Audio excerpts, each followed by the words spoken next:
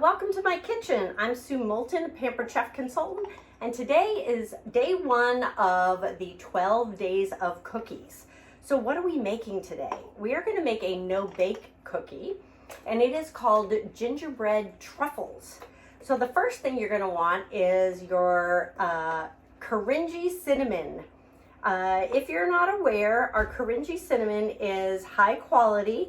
It's gourmet, just like our double bourbon vanilla. Oh, good, I'm at the end. 3 tablespoons, by the way, of your Korinji cinnamon. Our cinnamon and our double bourbon Madagascar vanilla are only available until the end of December, so make sure you snag those. Next is 2 teaspoons of ginger.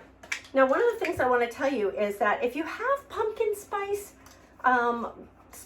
already in your house, that's fine, but I didn't. And you know what?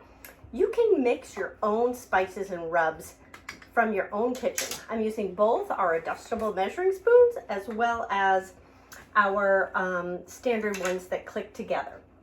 We need 2 teaspoons of nutmeg, ground nutmeg. So we'll go ahead and use that. So 3 tablespoons of vanilla, 2 teaspoons of both nutmeg and ginger, and then 1.5 teaspoons of allspice and 1.5 of ground clove. So to do that, we will use these. We'll do a full one. Ooh, it's just gonna fit in here. Perfect. These are new little spice containers that Pampered Chef gave the consultants when we earned them. I love getting freebies. I don't know about you, but I get freebies just for showing up to work. I hope you guys do too. So this is 1.5 teaspoons of ground clove. So what I'm gonna do is I'm gonna have to mix this in a bigger bowl and then put it all back together. But now I've got this for my pumpkin pies. I have this for my other cookies that I'm going to be doing. So let's grab a little Pampered Chef. We're going to use our 2-cup silicone prep bowl.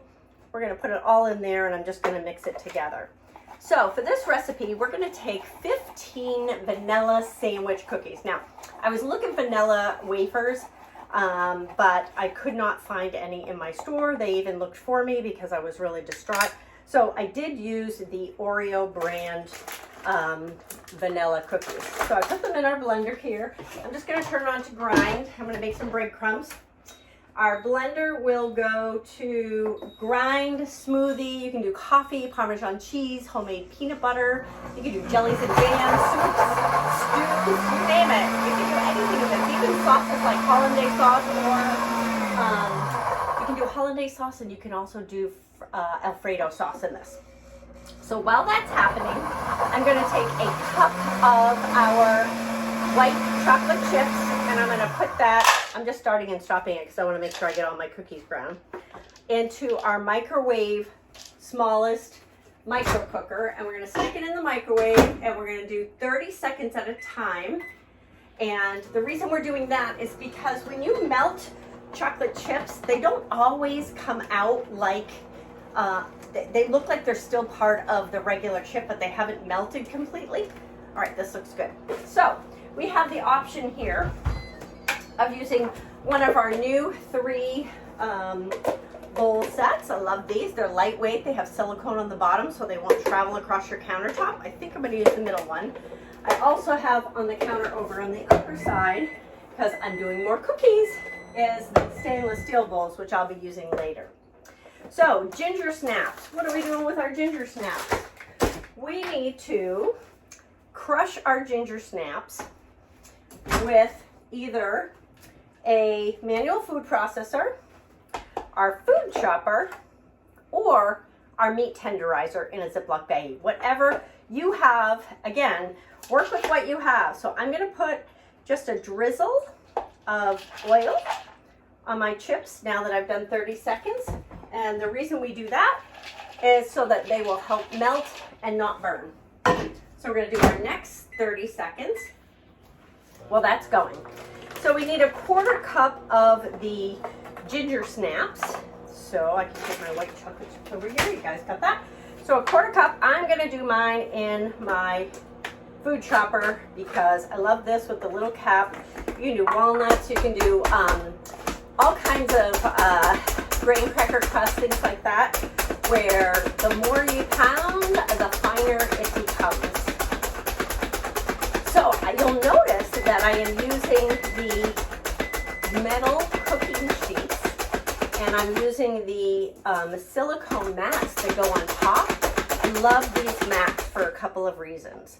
One is they match perfectly with our measuring scoops.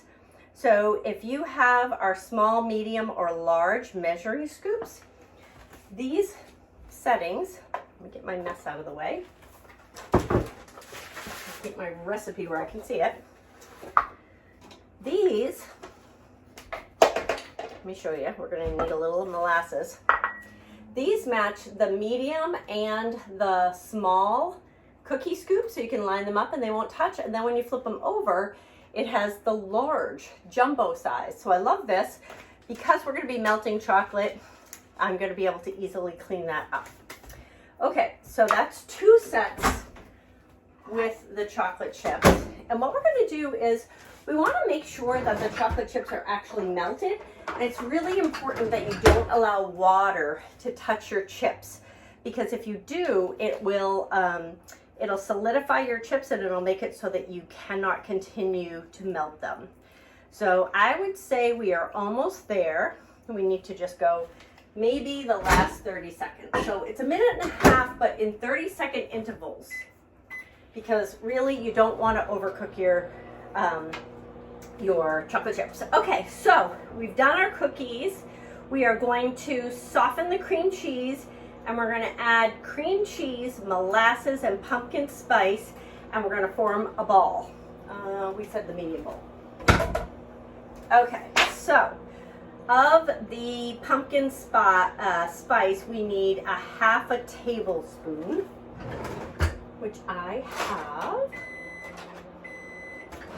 1/2 tablespoon. There we go. We need 2 ounces of cream cheese in our 1 cup prep bowls. And that's mostly softened, so I am just going to time cook that. I'm going to say 30 seconds, but it probably won't take all of the 30 seconds. Let's see. Softened cream cheese, pumpkin spice, and molasses. Okay. So we get this done and out of here. Let's see, tablespoon of molasses. Now, I am not a molasses lover. Just gonna tell you that now. But we're following a recipe, right? I always do a recipe first time through. Then if I don't like it, I can always adjust. Okay. Now you can do your molasses in our measure-all cups. We have a cute baby 4 tablespoons, which I use a lot. All right, and our cream cheese.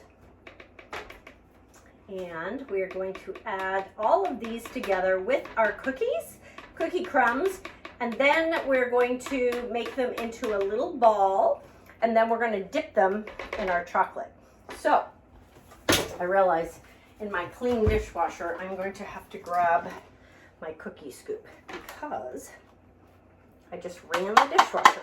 Been cooking all day. We're going to be doing another recipe as well.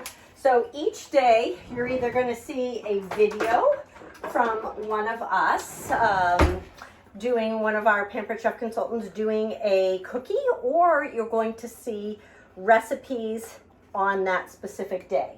You might see a home office video. You might just see a consultant video. It just depends.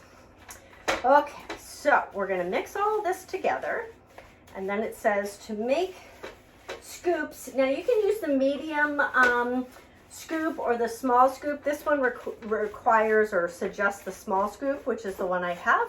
I'll be ordering the medium one. I need that for a couple different other recipes, but I like the small scoops because when the recipe says that you're going to get 4 dozen cookies from the recipe, you actually get exactly 4 dozen cookies. And how does that happen?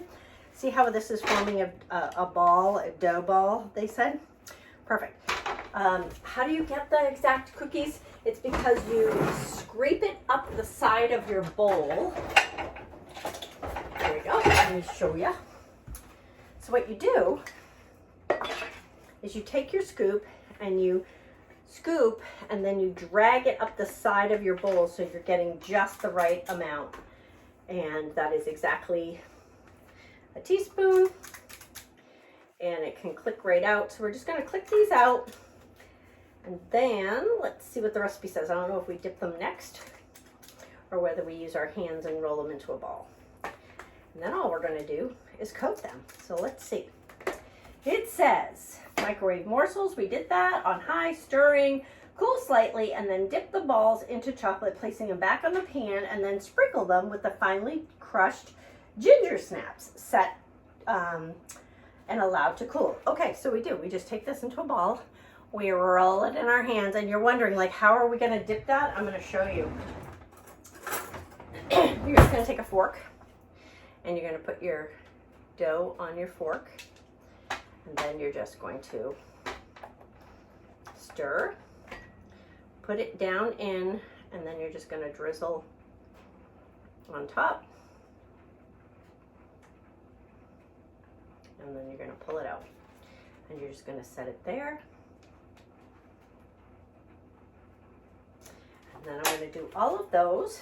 And I'm going to top with my lovely ginger snap cookies. And that's easy. So if you're going to a cookie swap this year, what a fun, easy recipe that you can take with you that'll be different than anybody else. You can have it in the refrigerator. The chocolate will set on it, so it'll make it really easy for you to be able to transport it, and it'll be something different. You can also top it with little sprinkles or little holiday colors if you want while the chocolate is still wet. And by the way, if you are feeling like the chocolate is starting to set too much for you, you can just put it back in the microwave on half power, or just for 10 or 12 seconds. I wouldn't do the whole 30 seconds again, because again, I said you don't want it to actually solidify or overcook your chocolate. And that's it. So stay tuned for the next 11 days of cooking with cookies. Welcome to the Pampered Chef. If you're not familiar with any of the tools, reach out to your consultant, ask them for a catalog. Have a great day. I'm Sue Moulton, your Pampered Chef consultant.